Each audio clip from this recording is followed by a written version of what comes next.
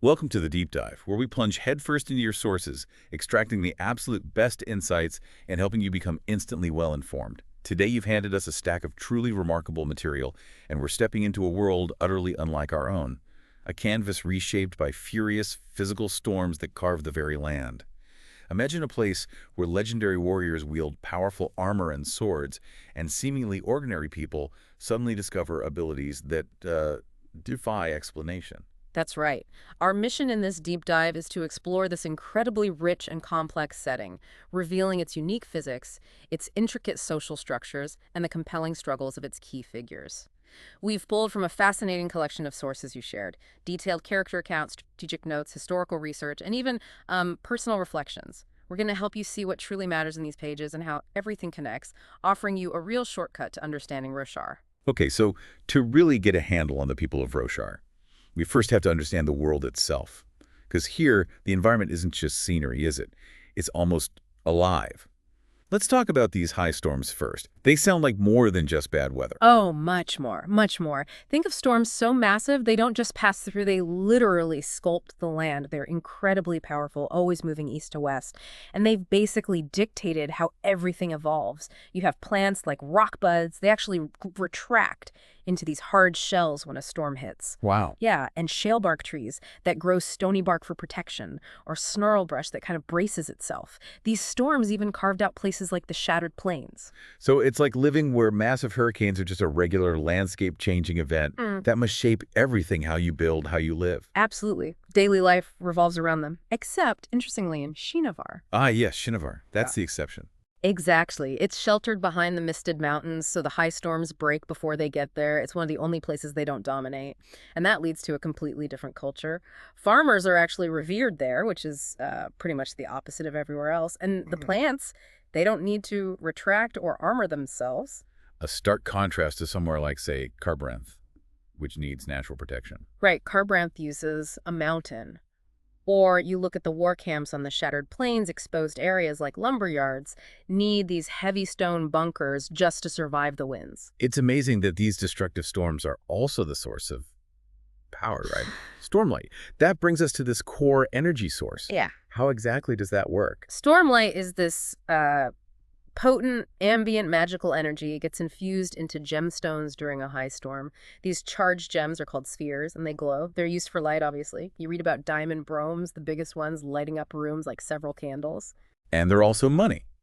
I saw mentions of different kinds of spheres being used as currency, clear chips, diamond chips, emeralds being the most valuable. You got it. They function as currency with value based on the gem type and size. And emeralds are particularly prized because they hold stormlight the best, which is crucial for soul casting. Soul casting. Okay, that sounds like some serious magic. Yeah. Transmuting object. Pretty much. It's the ability to change one substance into another, like turning wine into crystal or even burning words directly onto a page if you're out of ink. So how does that work? Is it just anything goes? Well, there's a system to it. Soulcasters work with specific essences.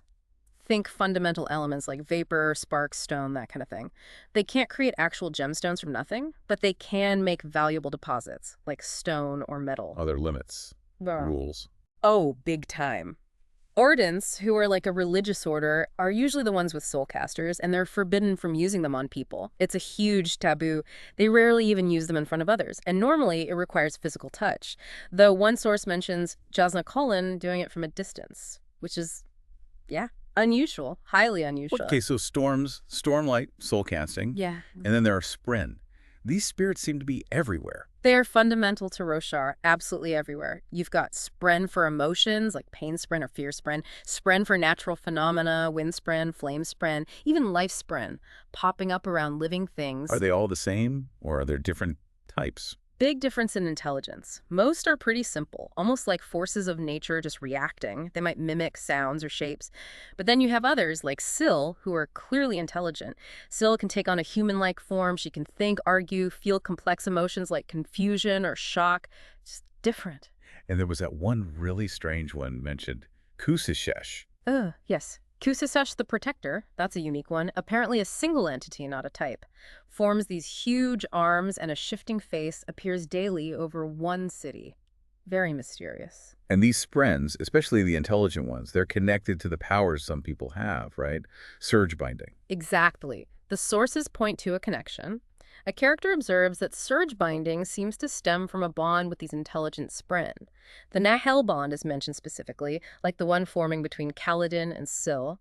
It suggests the spren are the key to these incredible abilities. Which brings us to the ultimate symbols of power, shard plate and shard blades.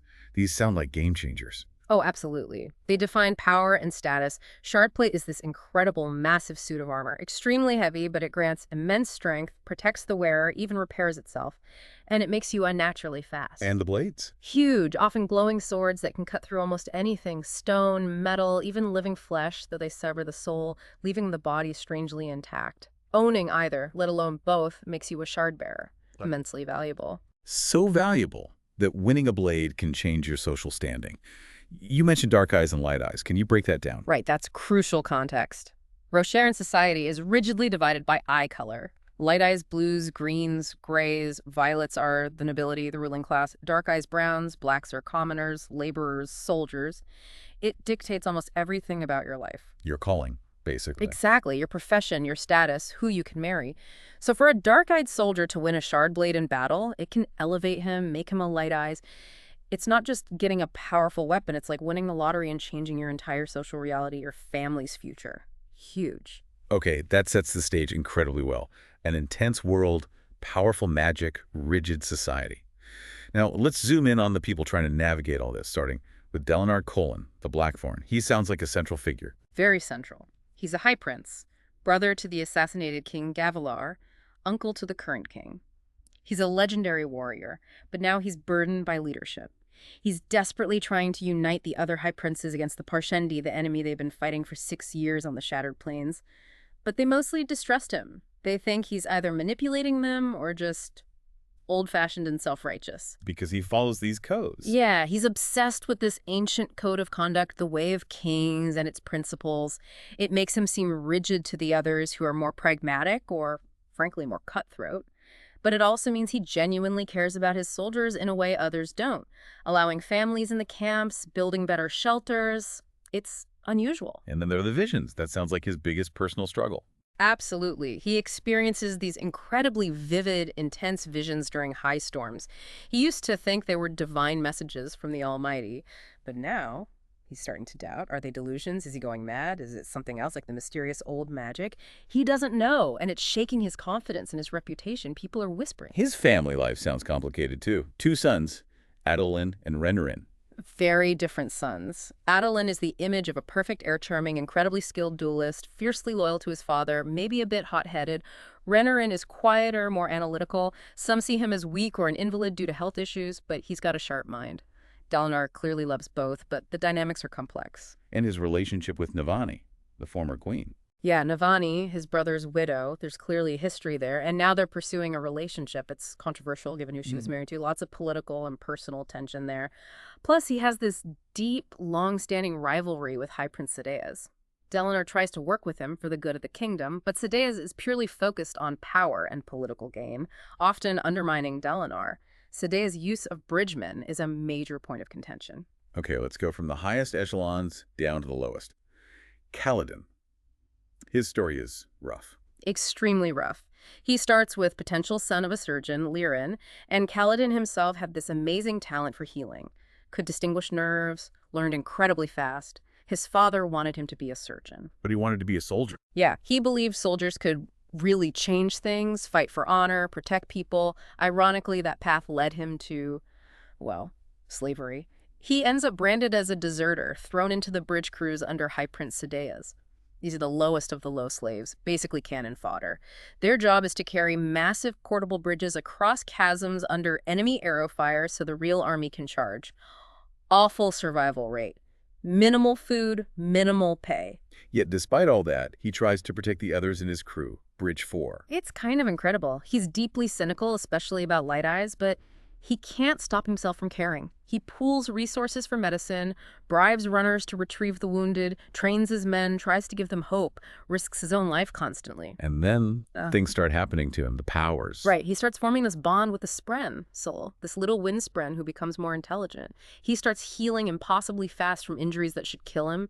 He finds himself moving with unnatural speed and strength, feeling like a storm. How does he react to that? He struggles with it. He doesn't understand it, feels immense guilt when he can't save everyone, wonders if he's cursed. It clashes with his training as a surgeon. His father taught him to care, but not too much, to maintain distance. And then there's the Radiance motto he keeps hearing. Life before death, strength before weakness, journey before destination. He's wrestling with what that means, how he can possibly live up to it when surrounded by death and betrayal. A very different kind of struggle belongs to Shallan Devar. She's an artist, but she's on a secret mission, isn't she? She is. Her main goal, initially, is to steal a soulcaster, that powerful artifact we talked about. She needs it to save her family from ruin after her father died, leaving massive debts. She becomes the ward, the student of Jasnah Kholin, specifically to get close to Jasnah's soulcaster. And Shallan has a history of, let's say, betraying trust, which weighs on her. But she's also genuinely talented as an artist. Exceptionally so. She has this ability to draw people and capture their essence, their soul almost. And she's fascinated by the natural worlds, sketching life's Spren and Shalebark, showing a real intellectual curiosity. So her apprenticeship under Jasnah actually starts changing her. It does. Despite her secret motive, Jasnah pushes her hard intellectually. Shallan starts learning, observing the diverse cultures in Kharbranth, thinking more critically. This creates a huge moral dilemma. Can she really do something she knows is wrong, something horrible, to achieve something she feels is necessary, even wonderful for her family? Her interactions with Kobsul, an ardent who seems interested in her, but also in Jasnah's soulcaster, and her heretical views, just complicate things further. Let's talk about her mentor, Jasnah Kholin. She sounds formidable, a rationalist scholar. Very formidable, highly intelligent, fiercely independent. She's known for being a rationalist, even an atheist, openly questioning the existence of the Almighty. In their very religious society, this makes her a heretic to many. What's her focus? History and ancient lore. She's deeply researching the Voidbringers, these legendary destructive beings from the past, and the Lost Radiance, the ancient order of knights who apparently betrayed humanity. She firmly believes that history is the most important of the literary subarts. She's trying to piece together forgotten truths. And her relationship with Shallan. She's a stern mentor, but also encouraging. She pushes Shallan to question assumptions, to use logic, but she's also sharp.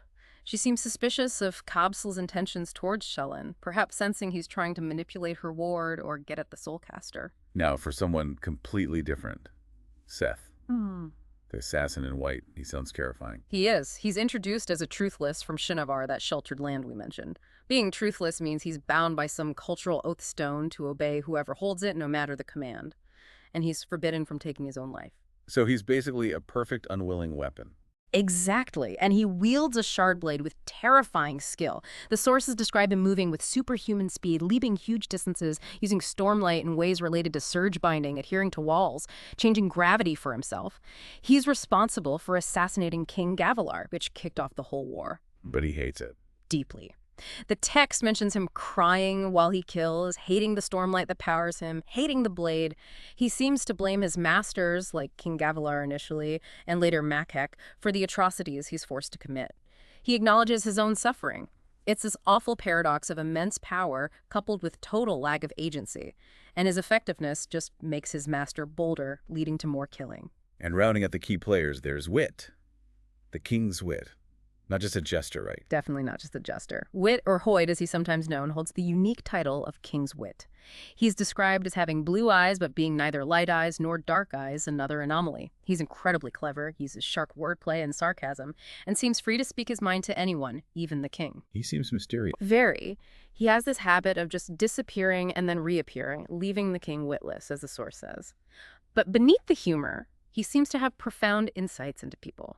He might offer cryptic advice or observations to characters like Dalinar or Kaladin that cut right to the heart of their struggles. He seems to know more than he lets on. Much more. Okay, so we have this incredibly detailed world and these complex characters. Let's pull back a bit and look at the bigger themes connecting everything. The nature of society and leadership seems huge. Absolutely. That light eyes, dark eyes divide permeates everything. We talked about callings, the idea of predetermined roles, and you see such different leadership styles clashing. King Elhokar seems to think stirring up conflict between his high princes makes them stronger, keeps them sharp. Dalinar is trying for unity based on codes and honor, and then you have someone like King Taravangian in another city focusing on practical things like hospitals for everyone, which earns him love from dark eyes, but suspicion from light eyes who think he's maybe not that bright, or playing some other game. It really explores different ways to rule or fail to rule. And that ties into how truth and history are viewed, doesn't it? Yeah. Jasnah's research, Dalinar's visions. Right. History isn't presented as settled fact. Jasnah finds contradictions about the Voidbringers and Radiance, legends like the Old Magic or the Night Watcher, this entity that supposedly grants wishes but demands a price, are treated with a mix of fear and skepticism. People are constantly trying to interpret signs, like Dalinar with his visions, or find explanations for suffering, like Kaladin wondering if he's cursed. It highlights how subjective truth can be, and how people build narratives to make sense of a chaotic world. And the backdrop to all this is war. 6 years of the Vengeance Pact against the Parshendi. The cost seems immense. Immense and brutal. The Shattered Plains are a testament to that, a landscape defined by chasms and constant skirmishes. The bridge runs are horrific, just pure sacrifice. You see scavenging bodies for spheres or supplies, and different attitudes toward it. High Prince Rohan talks about war almost like a game, tallying gains and losses. Dalinar feels the deep weariness, the human cost. The Parshendi themselves are shown as strategic, not just mindless monsters. It's a grinding, dehumanizing conflict with no easy end in sight. Which ultimately speaks to the human condition itself, right? Yeah. The struggles these characters face. Exactly. It digs deep into guilt, honor, duty, apathy, self-deception. Kaladin wrestling with his failures and his powers. Dalinar trying to be honorable in a world that punishes it. Shallan justifying potentially terrible actions. There's this recurring idea that sometimes there aren't any good answers, only choices between different kinds of wrong, different sources of guilt. You can't avoid the burden, you just choose which one to carry. Like Dalinar choosing between unity and principle, or Kaladin choosing who to save when he can't save everyone. Precisely. The act of choosing to engage, to care in this world, often forces impossible dilemmas. It's not just about the external storms, but the internal ones too. It really emphasizes the cost of commitment, the pain that comes with trying to do right or even just survive in such a harsh reality. What an incredible deep dive into the world of Roshar. We've covered so much: the storms, the magic, the society, the key players wrestling with these epic challenges. It's clear how these personal journeys are deeply woven into the fabric of the world itself. Indeed. It's a setting where individual struggles with things like guilt, honor, and purpose play out on a truly grand scale, against this backdrop of powerful elemental forces and ancient mysteries. The way they navigate those internal and external storms is really the heart of it all. This world, Roshar, with all its wonders and its dangers, it really seems to leave us with a profound question, doesn't it? In a place where the ground literally shifts beneath your feet and spirits fill the air, how do you figure out what's real, what's right, what makes a life truly worth living? And perhaps more pointedly, how do you choose to care? Knowing that commitment, that connection, comes with such a heavy price in this world, it's something to think about. What stands out to you as the most surprising insight from digging through all this material?